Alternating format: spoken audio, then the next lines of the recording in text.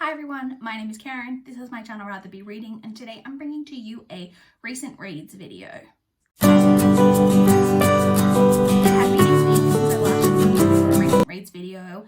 It has been a particularly crappy week, if I'm being honest. So I had a very low reading numbers. I only finished 2 books this week, and that was purely due to the fact that I've been really sick this past week. I had a really bad cold flu situation. I've been off work and is generally feeling pretty crap. So I only got through 2 books, both of which I actually finished in the early part of the week, and then I was doing very little reading in the second part, basically sleeping as a full-time job in the latter part of the week.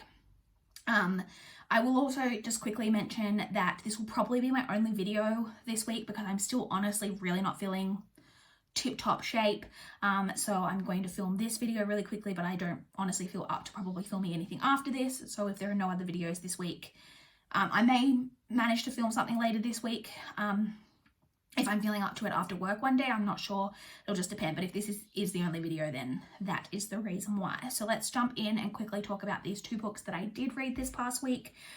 So the first book that I completed was The Proper Care and Maintenance of Friendship by Lisa Verge Higgins. This is a women's fiction that basically follows 3 friends. So there's 4 women on the front because there were originally 4 friends, but at the start of the novel, one of the friends has died. And she's basically left a letter for each of the friends, kind of tasking them with something that she wants them to try do moving forward in their lives. For one of the friends, it's go skydiving. For another one of the friends, it's to reconnect with a past love that she's never really gotten over, that type of thing. And we just really follow that story of them trying to come to terms with their friend's death and tackle these things that she's asked for them to do. This was all right, decent read, nothing amazing. It felt like a storyline, you know, that I've kind of read before. There's nothing overly groundbreaking in it. It was enjoyable enough though, and in the end I gave this 3.5 stars. I then read Losing Hope by Colleen Hoover. So if you saw my recent reads video last week, then you know that I read Hopeless by Colleen Hoover, which is the first book. This is the sequel, and I really didn't enjoy it. And I was tossing up whether I was going to even read this. And it was on my TBR and I decided to give it a go. It is shorter than Hopeless. It's only just over 300 pages. And so I thought, just give it a go. And I didn't, spoilers for the end part of me talking about this book, I really didn't like this. But I'd got like 70 pages in and I was like, you know, at this point I've only got just over 200 pages left to go.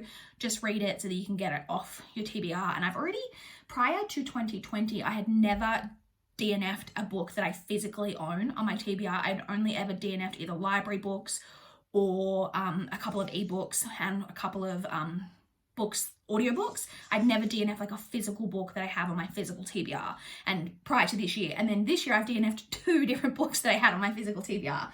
So I didn't necessarily want to DNF a third. So yes, I know some people would say, why did you read this when you know that you were going to hate it? But I did. It is what it is.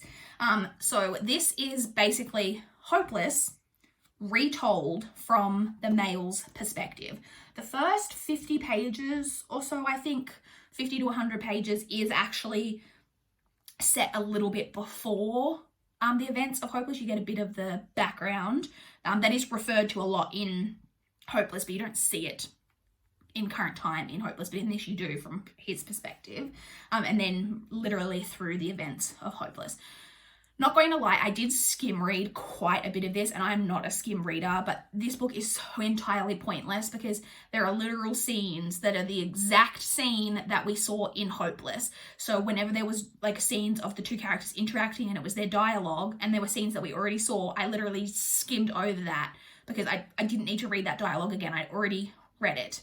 And then, so this book was just entirely pointless. It added absolutely nothing to the first book.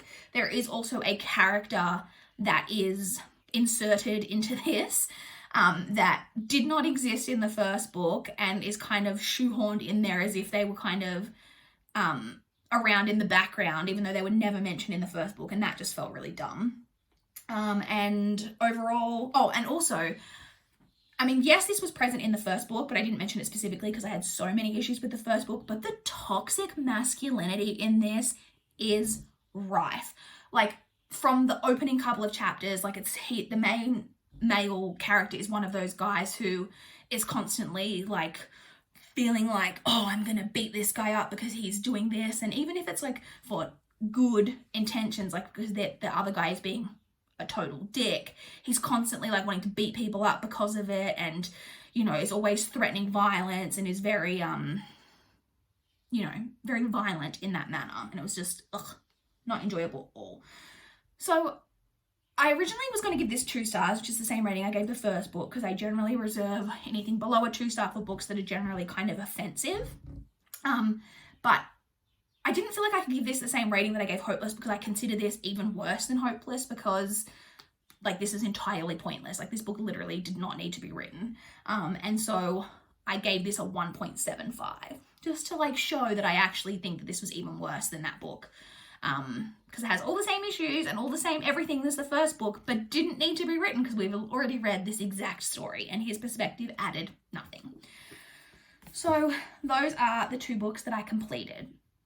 To quickly touch on what I have currently been reading. So last week I'd mentioned that I was currently reading The Golden Fool by Robin Hobb.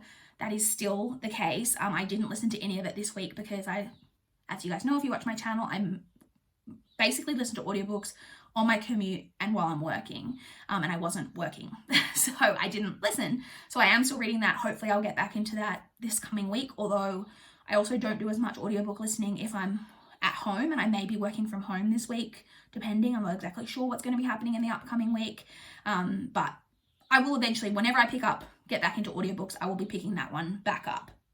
And then in terms of my non-audiobook current read, and this is another reason why I didn't necessarily maybe get through as much.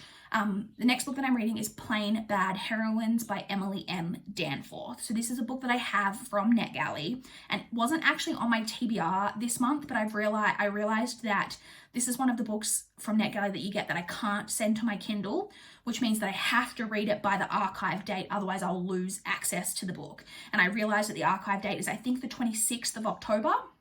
And so I was like, crap, need to read that ASAP, so I make sure that I read it before can't read it anymore and then can't provide a review. So I started that and didn't realize until I picked it up that it is over, the actual book is like well over 600 pages. So it's a longer book as well. Having said that, so this is I won't go too much into it because I'll talk about it more next week, hopefully when I've finished it. It is, I will say though, that originally I had said that this is historical fiction, but it is actually dual timeline. So you're following a story set in, I think it's 1902, but you are also actually following a present day story where, it sounds a bit odd, but basically they're making a movie of the events that happened in 1902. So you get the 1902 events, but you also get this present day storyline. And I will say, even though I've been reading this in really small pieces, and because I think I'm about 48%, something like that, I'm just under halfway. Even though I've only read a little bit of it and have been reading it, like I said, in small pieces, I am really enjoying the read of it so far. It has really great creepy atmosphere, and there's been a couple of scenes where I've actually been like actively like, oh, that is creepy. So it's doing really well on that front. So that's what I read. That's what I'm currently reading. Like I said, just generally overall not the best week I've ever had.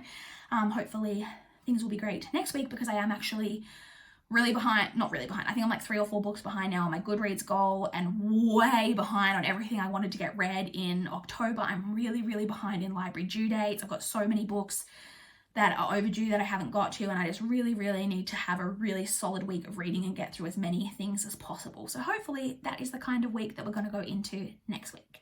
That's it. I would love to chat with you guys if you've read either of the books that I've read. I am still hopeful that my journey with Colleen Hoover will improve, because I think a lot of her later publications will be much improved on her earlier publications, or at least I hope so, because I own a lot of her books. But yeah, let me know if you've read any of her books. If you're a fan of her, or if you've read either of these 2 books, and you want to chat about them, or if you want to chat to me about what you guys have been recently reading, I would love to know. Please like this video if you liked it. Please subscribe if you want to see more from my channel. That is all I have for this video today.